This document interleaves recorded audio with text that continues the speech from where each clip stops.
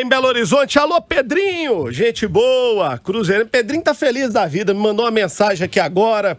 Pedrinho, ele tem duas torcidas, né? Ele torce pro Cruzeiro e torce pra Rádio Itatiaia. Obrigado, viu, Pedrinho? Nós torcemos muito também sempre pelo sucesso do nosso Supermercados BH, motivo de muito orgulho para todos nós mineiros, grande parceiro aqui da Itatiaia. Pedrinho tá feliz da vida e com razão, né, Edu? Porque ontem o Cruzeiro deu alegria pro seu torcedor. O Cruzeiro tá voltando a dar alegria, a gente vê de novo sorriso no torcedor cruzeirense, a gente vê nos grupos de WhatsApp, a gente vê os amigos, os parentes, a gente vê a torcida do Cruzeiro recuperando essa alegria. E olha que ainda não chegou o reforço que o Pedrinho prometeu, hein? Que ele falou que vai trazer um para buscar no aeroporto. Então, o cruzeirense, como o nosso querido Pedro Lourenço, lá do Supermercados BH, tá voltando até a alegria. Ô, João, primeiro eu queria parabenizar o nosso companheiro, narrador Enio Lima, porque ele simbolizou, ele passou a emoção que o torcedor cruzeirense teve na vitória de ontem. E não foi final de campeonato, não foi jogo decisivo, é início de competição na Série B, mas foi a maior vitória do Cruzeiro nos últimos 3 anos. Porque vitória contra o Atlético colocou o Cruzeiro na final do Mineiro, vitórias na Copa do Brasil, algumas vitórias na Série B, nenhuma delas teve a simbologia e a importância dessa vitória contra a Chape ontem, porque simplesmente é a vitória que coloca o Cruzeiro pela primeira vez matematicamente no G4 da competição. Algo que o Cruzeiro está buscando há 2 anos e meio, aconteceu com essa vitória importantíssima lá em Chapecó. Eu acho que a Chapecoense, pelo bom início, mesmo com bom início, não vai brigar pelo acesso, mas está vivendo um bom momento. E dentro desse bom momento da Chape, o Cruzeiro foi lá, se impôs, foi melhor no jogo inteiro, foi o time que controlou a partida e transformou toda essa superioridade em resultado. Então o cruzeirense entendeu isso. Quem não é cruzeirense às vezes tem um pouco de dificuldade, mas é nesse momento que a gente entende a importância e o tamanho desse resultado em Chapecó. Pode ser que dali a pouco o Cruzeiro oscile, pode ser que o Cruzeiro siga engrenado, que eu acho que é o que pode acontecer, mas em 3 anos é a maior vitória do Cruzeiro jogando futebol, porque coloca o Cruzeiro matematicamente no G4 da Série B. Isso tem um símbolo que pouca gente entende, e eu acho que aos poucos, no decorrer do Campeonato Brasileiro, o torcedor que ainda não deu valor a esse jogo vai passar a dar. Eu gosto muito de 2 frases que vêm da música popular brasileira. Uma do Raul Seixas, que diz que é de batalhas que se vive a vida, né? E outra que é do Chico Science, falecido Chico Science. Outro dia eu falei dela aqui, gente, não tô falando do Chico César não, viu? Porque eu falei do Chico Science e falei que era saudoso. Aí o cara veio falar comigo, pô, você tá matando. Não é o Chico César, é o Chico Science, aquele da nação zumbi. Na verdade foi ele que matou, né? Porque ele entendeu errado. Então, e o Chico Science falava uma frase muito boa, que um passo à frente você já não está no mesmo lugar. E o Cruzeiro está dando passos à frente e já não está no mesmo lugar. O passo de ontem foi um passo muito importante para o Cruzeiro, para ganhar confiança, para ganhar moral. Cruzeiro voltou a ser um clube organizado. O mês do Cruzeiro não tem 90 dias. O torcedor do Cruzeiro sabe que tem um momento difícil para enfrentar, mas sabe que o clube está na mão de gente profissional, que vai errar, que vai acertar, como nós erramos aqui, como o atacante erra na área, como o juiz erra na hora de marcar um pênalti que não foi, né? Todo mundo erra no seu trabalho e essa diretoria do Cruzeiro vai cometer erros e vai cometer acertos. Vai ter decisões melhores, vai ter decisões piores, mas deixou de ser a baderna que era o Cruzeiro.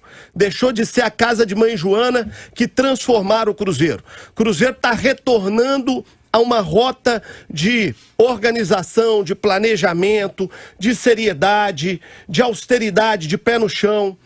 E isso você começa a ver, por exemplo, no trabalho desse Pesolano, que cada dia que passa, Edu, eu admiro mais esse cara, sereno, tranquilo, humilde. Nós entrevistamos o Pesolano aqui e essa foi uma marca muito forte da entrevista que eu fiz com ele. Eu saí com a impressão de que estava entrevistando um sujeito humilde, um cara que estava ali com o pé no chão. E ontem a entrevista coletiva dele foi de uma beleza sem tamanho, Edu, e isso falta no futebol de vez em quando. O cara se entregando de coração ali. O Pesolano se entregou de coração ao Cruzeiro.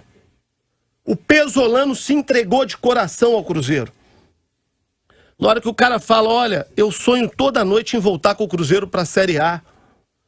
Eu tô vendo cada vitória dessa como um passo para minha conquista com meus jogadores. Eu tô vendo o esforço dos jogadores, eu tô vendo o vestiário, eu tô vendo o treino. Você vê que o cara tá envolvido, primeiro como profissional, mas também o coração do cara tá ali, sem marra, sem peito estufado, que é muito comum de técnico de futebol. Que cara bacana esse Pesolano e que trabalho bem feito ele tá fazendo. Ele não tem um elenco maravilhoso na mão, ele não tem um time extraordinário na mão, mas tá fazendo um trabalho de primeiro nível. Esse cara está entregando um belíssimo cartão de visitas ao futebol brasileiro. Tomara que esse Pesolano vá muito longe, porque ele merece muito. Outro dia na turma do bate-bola aqui, eu levantei uma discussão que às vezes no futebol, que é um esporte coletivo, né, tem 22 jogadores em campo, com 5 alterações, aponta-se o dedo para um. Ah, perdeu por causa de fulano, fulano foi muito mal, por isso o time perdeu. E eu citei 3 exemplos, Godin, Patrick e Rômulo. E o Patrick jogou ontem, o América ganhou. O Godin não jogou e o Atlético tem tomado gols do mesmo jeito. Ah, mas e o Cruzeiro então? Ele tirou o Rômulo e o Cruzeiro não tem tomado gols. E não é porque ele tirou o Rômulo. É porque, coincidentemente, no primeiro jogo sem o Rômulo, e foram 2, o Cruzeiro passou a jogar com 3 zagueiros. Passou a ter uma sobra, o lateral já não fica com as suas costas desguarnecidas, porque o Pesolano enxergou isso. E no jogo contra o Londrina, apareceram alguns problemas, porque era um sistema novo apresentado.